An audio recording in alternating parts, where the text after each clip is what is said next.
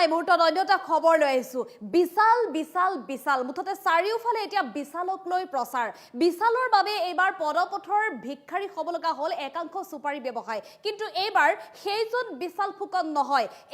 এইবাৰ পোহৰলৈ আহিছে আন এজন বিশাল এইজনৰ নাম হৈছে বিশাল দাগাই কি কৰিলে আমি লৈছো টাইমতে দৰ্শকৰ বাবে সবিস্তাৰে এই খবৰ এইবাৰ উদালগুৰিৰ এই ঘটনা পোহৰলৈ আহিছে বিশালৰ বাবে এতিয়া হাৰাশাস্তিৰ সন্মুখীন হ'ব লগা হৈছে পদপথলৈ যাব লগা হৈছে একাংশ সুপাৰী ব্যৱসায়ী আৰু এবাৰ আন এক প্ৰবঞ্চক বিশালৰ কাহিনী আহি পৰিছে পোহৰলৈ এবাৰ 2023 চনৰ ঘটনা আছিল কিন্তু 2023 চনতে আৰক্ষীৰ ওচৰত এজাহাৰ দাখিল কৰাৰ পিছতো আজি পৰ্যন্ত বিশালক কৰায়ত্ব কৰিবলৈ সক্ষম নহল আৰক্ষীয়ে প্ৰবঞ্চক বিশালৰ বাবে এতিয়া পদপথৰ ভিক্ষাৰী হ'ল একাংশ সুপাৰী ব্যৱসায়ী 2023 বৰ্ষতে বিশালে সংঘটিত কৰিছিল প্ৰবঞ্চনাৰ জাল মেলিছিল একাংশ সুপাৰী ব্যৱসায়ৰ সৈতে কোটি কোটি টকা সৰলুকি কৰি কোট পলাল বিশাল দাগা বৰ্তমানো গ্ৰেপ্তাৰ কৰিব পৰা নাই টংলা উদালগুৰি আৰক্ষীয়ে একাংশ থলুৱা সুপাৰী ব্যৱসায়ৰ পৰা সংগ্ৰহ কৰিছিল লাখে লাখে টকা সংগ্ৰহ কৰি এতিয়া খবৰ নাই এইজন বিশাল দাগাৰ বেছি টকা আদায় দিম বুলি ক্ৰয় কৰিছিল সুপাৰীসমূহ প্ৰথমতে সুপাৰীসমূহ কোনো ধৰণৰ মূল্য নিদিয়াকৈ লৈ গৈছিল আৰু পৰৱৰ্তী সময়ত তেওঁলোকক অধিক টকা দিম বুলি কৈছিল ধুৰন্ধৰ বিশাল দাগা এতিয়া পইচা লৈ পলায়ন কৰে নিখাৰ ভিতৰতে এইসকল ব্যৱসায়ী এতিয়া পদপথৰ ভিক্ষাৰী হ'ব লগা হ'ল বিশাল দাগাৰ এই প্ৰবঞ্চনাৰ জালত পৰি আন এক বিশালৰ কাহিনী এবাৰ পোহৰলৈ আহিছে ৰহস্যজনকভাৱে আজিও যেহেতু গ্ৰেপ্তাৰ হোৱা নাই প্ৰবঞ্চক বিশাল দাগা আৰক্ষী আজিলৈও আটক কৰিব পৰা নাই বিশাল দাগাক একাংশ ব্যৱসায়ী এতিয়া বিমূৰত পৰিব লগা হৈছে যিসকল সুপাৰী ব্যৱসায়ী এতিয়া বিপদত পৰিব লগা হৈছে সেইসকল সুপাৰী ব্যৱসায়ী এতিয়া পুনৰ আৰক্ষীৰ কাষ চাপিছে 2023 চনতে এইজন বিশাল দাগা নামৰ যুৱকে একাংশ সুপাৰী ব্যৱসায়ীৰ পৰা সুপাৰী লৈছিল আৰু লাখে লাখে টকাও লৈছিল সুপাৰী ব্যৱসায়ীসকলক পৰৱৰ্তী সময়ত অধিক ধন আৰু সুপাৰী দিয়াৰ প্ৰতিশ্ৰুতি প্ৰদান কৰি লাখে লাখে টকা সৰলুকি কৰি পলায়ন কৰিছিল নিখাৰ ভিতৰতে প্ৰথম অৱস্থাত তেওঁলোকক প্ৰতিশ্ৰুতি দি দুদিনমান তেওঁলোকৰ সৈতে ব্যৱসায় বাণিজ্য চলাই গৈছিল কিন্তু পৰৱৰ্তী সময়ত বিশাল দাগাই হঠাৎ পলায়ন কৰিলে বিশাল দাগাৰ হঠাৎ অন্তৰ্ধান কোৱাক লৈ হাহাকাৰ অৱস্থাৰ সৃষ্টি হয় এইসকল সুপাৰী ব্যৱসায়ীৰ মাজত আৰু লগে লগে তেওঁলোকে 2023 বৰ্ষতে আৰক্ষীৰ কাষ চাপিছিল কিন্তু আৰক্ষীয়ে আজিৰ দিনটোলৈকে সংসূত্ৰ উলিয়াব পৰা নাই বিশাল দাগাৰ কোট খেৰাল বিশাল সমগ্ৰ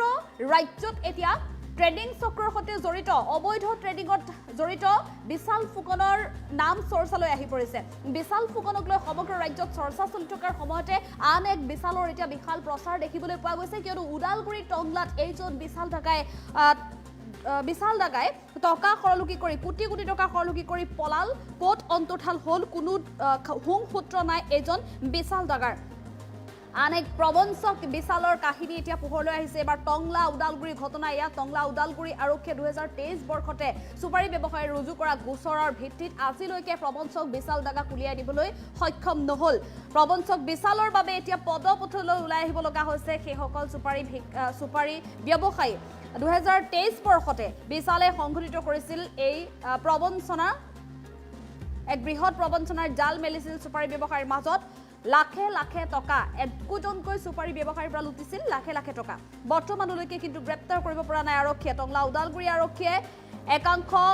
টংলা উদালগুৰি আৰক্ষীৰ ওচৰত এজাহাৰ দাখিল কৰাৰ পিছতো আজি পৰ্যন্ত তদন্তৰ নামত এক প্ৰকাৰ ভেকু ভাওনা বুলি ক'ব লাগিব কিন্তু আজি পৰ্যন্ত গ্ৰেপ্তাৰ কৰিবলৈ সক্ষম নহল প্ৰবঞ্চক বিশাল দাগা ক'ত আছে বিশালৰ বৰ্তমানৰ ঠিকনা ক'ত সেই কথাও এতিয়ালৈকে জানিব পৰা নাই বেছি টকা আদায় দিম বুলি ক্ৰয় কৰিছিল সুপাৰীসমূহ আৰু সেই সুপাৰীসমূহ কিন্তু ক্ৰয় কৰাৰ পিছত তেওঁলোকক যিসমূহ সুপাৰী ব্যৱসায় আছিলে তেওঁলোকক কোনো ধৰণৰ টকা পইচা নিদিলে আৰু তাৰ পিছতে নিশাটোৰ ভিতৰতে অন্তৰ্ধান হৈ পৰিল বিশাল দাগা আৰু এইসকল ব্যৱসায়ী এতিয়া নিজৰ প্ৰাপ্য বিচাৰি পদপথলৈ ওলাই আহিবলগীয়া হৈছে তেওঁলোকে এতিয়া কাৰ ওচৰত বিচাৰিব তেওঁলোকৰ প্ৰাপ্য তেওঁলোকৰ যেটো শ্ৰমিকৰ নামত তেওঁলোকে পইচা দিব লগা হৈছিল বা সুপাৰী ক্ৰয় কৰাৰ নামতো তেওঁলোকে দিব লগা হৈছিল গতিকে এনে অৱস্থাত এইসকল ব্যৱসায়ী এতিয়া বিমূৰত পৰি পদপথলৈ ওলাই আহিব লগা হৈছে বিশাল দাগাৰ বাবে ৰহস্যজনকভাৱে আজিও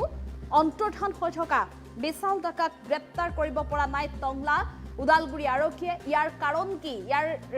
এই বিষয়টোত আচলতে আৰক্ষীৰ ওপৰতো সন্দেহৰ দৃষ্টি এইসকল ব্যৱসায়ী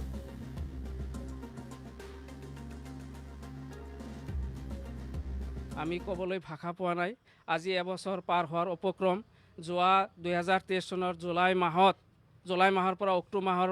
মাহৰ ভিতৰত আমি 2 নম্বৰ গৰিয়াজাৰ টংলা ভেৰগাঁও খাৰুবিটিয়া আদি অঞ্চলৰ থলুৱা ক্ষুদ্ৰ সুপাৰী ব্যৱসায়ীসকলে আমি ঘৰতে থলুৱাভাৱে উৎপাদন কৰা চেকি সুপাৰীসমূহ টংলাৰ স্থায়ী ব্যৱসায়ী স্বৰ্গীয় বিনোদ ডেকাৰ ল'ৰা শ্ৰী বিশাল ডেকাৰ ওচৰত বজাৰ মূল্যত বিক্ৰী কৰিছিলোঁ। জুলাই মাহৰ পৰা অক্টোবৰ মাহৰ 15 তাৰিখলৈ আমাৰ লগত লেনদেন ঠিকে কৰিছিল। কিন্তু অতি দুৰ্ভাগ্যৰ বিষয় যে অক্টোবৰ মাহৰ শেষৰ পালে আমাৰ এই 25জন ব্যৱসায়ীৰ প্ৰায় 2,75,30,000 টকা পৰিশোধ নকৰাকৈ তেওঁ অকস্মাত পলাই পত্ৰং দিয়ে। আমি ব্যৱসায়ীসকলে তেওঁৰ অনুসন্ধান কৰি উলিয়াব নোৱাৰিলোঁ। বহুতো মানে জেগাত মানে আমি যোগাযোগ কৰিলোঁ, মানে অনুসন্ধান কৰি উলিয়াব নোৱাৰিলোঁ। শেষত আমি তেওঁৰ পৰিয়ালৰ লগত যোগাযোগ কৰিলোঁ। তেওঁৰ পৰিয়ালৰ সদস্য ক্ৰমে তেওঁৰ মাক তাৰাদেৱী ডেকা, সৰু ভায়েক কৃষ্ণ ডেকা, ভনীয়েক জ্যোতি ডেকা, ডাঙৰ মোমায়েক দীপক হিৰাৱত, সৰু মোমায়েক বিমল হিৰাৱত, এওঁলোকৰ লগত আমি আলোচনা কৰিলোঁ। আলোচনা কৰাৰ পিছত তেওঁলোকে আমাক আশ্বাস দিছিল আমাৰ আটায়ে আমাৰ এই পইচাৰ আমাৰ এই টকাৰ সম্পূৰ্ণ দায়িত্ব লৈছিল যে আপোনালোকৰ পইচা আমি দিম, লাহে লাহে দিম। কিন্তু তেওঁলোকে তাৰিখ দিয়ে জানুৱাৰী মাহৰ 10 তাৰিখ, জানুৱাৰী মাহৰ 28 তাৰিখ, এনেকৈ তাৰিখ দিয়াৰ পিছত আমাৰ এই পইচা দিয়াৰ নামত আমাৰ এই থলুৱা ক্ষুদ্ৰ ব্যৱসায়ীৰ লগত প্ৰতাৰণা কৰিলে। প্ৰতাৰণা কৰাৰ পিছত আমি উপায়ন্তৰ হৈ আমি যোৱা 2024 চনৰ ফেব্ৰুৱাৰী মাহৰ 4 তাৰিখত এখন এজাহাৰ লিখি টংলা থানাত আমি দাখিল কৰিলোঁ। কিন্তু এজাহাৰ দিয়াৰ পিছত আজি এবছৰ হোৱাৰ উপক্ৰম হ'ব, কিন্তু আজিলৈকে সেই মূল অভিযুক্তক আজিলৈকে প্ৰশাসনে ধৰিব পৰা নাই, গ্ৰেপ্তাৰ কৰিব পৰা নাই। কিয় ধৰিব পৰা নাই, কিয় গ্ৰেপ্তাৰ কৰিব পৰা নাই, এই কথাটো আমি বুজি পোৱা নাই। পইচাৰ অভাৱত নিজৰ ল'ৰা ছোৱালীৰ ফিজ পাতি দিব পৰা নাই, নিজৰ ল'ৰা ছোৱালী ভালকৈ পঢ়াব পৰা নাই। কিয়? কি পাপ কৰিছোঁ আমিতো বিনিয়োগ কৰা নাই, আমিতো প্ৰাপ্য ঘৰত উৎপাদন কৰা বস্তু আমি বিক্ৰী কৰিছিলোঁ, আমি পইচা পোৱাৰ আশাত। গতিকে মাননীয় অসমৰ মুখ্যমন্ত্ৰী মহোদয়, আপুনি এতিয়া বৰ্তমান সময়ত যিবিলাক অভিযুক্ত, কেলেংকাৰীত অভিযুক্ত সকলোকে গ্ৰেপ্তাৰ কৰি আছে, বা আৰক্ষী সঞ্চালক মহোদয় জিপি সিং ডাঙৰীয়া, আপুনি মুখ্যমন্ত্ৰীৰ নিৰ্দেশত আপোনাৰ তত্বাৱধানত আৰক্ষীয়ে এই দোষীসকলক মানে কৰায়ত্ব কৰি আছে। গতিকে আপোনালোক দুজনেৰে আমাৰ এই এজাহাৰৰ প্ৰতি দৃষ্টিগোচৰ বিচাৰিছোঁ, হস্তক্ষেপ বিচাৰিছোঁ, আমি পুনৰ তদন্ত বিচাৰিছোঁ, যাতে আমাৰ এই ক্ষুদ্ৰ ব্যৱসায়ীসকলে এই অভিযুক্তসকলৰ পৰা যাতে আমি পইচা আদায় কৰি ল'ব পাৰোঁ, বা আপোনালোকৰ হতুৱাই যাতে আদায় কৰি দিয়ে, তাৰ বাবে আমি বিনম্ৰ অনুৰোধ জনাইছোঁ। আমি ক'বলৈ ভাষা পোৱা নাই। আজি এবছৰ পাৰ হোৱাৰ 3 লাখ টকা মাৰিছে। ধৰক আমি এই টকাখিনি চুৰি কৰি আনিছোঁ, ক'ৰ পৰা আনিছোঁ, সেনেকৈ কৰি একেবাৰে দিছোঁ। তো আগতে তাৰ দেউতা দিছিলে, লেনদেন কৰিছে ভাল, পিছে সেইকাৰণে দিছোঁ। পিছে ল'ৰাটোতো বিশালেতো সেই টকাটো দিয়া নাই, আজি দিম কালি দিম এনে বুলি কৈ আছে। এতিয়া এই ব্যৱহাৰটো এতিয়া নাই, পইচা কৰি নাই, কেনেকৈ ব্যৱহাৰ কৰিম, উপায়েই নাই। পিছে আৰু মানে বাদ দিলোঁ আৰু এতিয়া উপায় নাই। এতিয়া মানে কেনেকৈ এই ল'ৰাটো কিবা কাম কৰে এনেকৈ চলাই আছে আৰু উপায় নাই। এতিয়া ছাৰ যেনেকৈ হ'লেও আমাৰ টকাখিনি আদায় কৰি দিব পাৰিলে ভাল আছিল। মোৰ মোটামুটি 43 লাখ টকা বিশাল ডেকাই মাৰি লৈ গৈছে। আপোনাৰ মই বস্তিৰ পৰা এই সৰু সৰু বেপাৰীৰ পৰা মানে মালখিনি বাকী কৰি আনি কিনে বিশাল ডেকাক মই দিছিলোঁ। দিয়াৰ পিছত মানে সি মানে এই আপোনাৰ মালখিনি লৈ সি তাৰমানে পলোৱাৰ পিছত মই কিন্তু মাল দিয়াৰ আগত কিন্তু তাৰ এই মোমাইক আছে যে বিমল হিৰাৱত, তাৰ লগত কিন্তু আমি লগ ধৰিছিলোঁ যে মাল কি তাক দিম না নাই। সি কৈছে দিয়ক, পইচাৰ কোনো টেনশ্যন নাই, আপুনি মাল নিশ্চিন্তা মনত আপুনি মাল দি থাকক। আমি সেই হিচাপত আমি মাল দি আছিলোঁ, পইচাও অলপ চলপ আমাক দিছে, নিদিয়া নহয়। তাৰপিছত মানুহটো পলালে। তাৰপিছত বিমল হিৰাৱতৰ তাত আমি গ'লোঁ, যেনে কথা এতিয়া কি কৰিব, আমাক পাত্তাই দিয়া নাই। তাৰপিছত আপোনাৰ এই টংলা থানাত এজাহাৰ এটা দিলোঁ। এজাহাৰ দিয়াৰ পিছত আপোনাৰ মানে সেইটো লৈ কোনো কৰা নাই। আমি মোটামুটি 6জন আসামীৰ নাম দিছিলোঁ, 5জন আসামীৰ নাম টংলা থানাৰ পৰা কাটি দিলে। সেইটোই মানে আমি কৰিব পৰা নাই, ধৰিব পৰা নাই এইটো কিহৰ কাৰণে কাটিলে। সিহঁততো পূৰা একদম গ্যাৰাণ্টাৰ আছিল, মাল দিয়ান্তে পূৰা একদম সহযোগিতা কৰিছিল, মানে চবকেইজনে মানে মিলি কেনে মালটো লৈছিল তাৰমানে।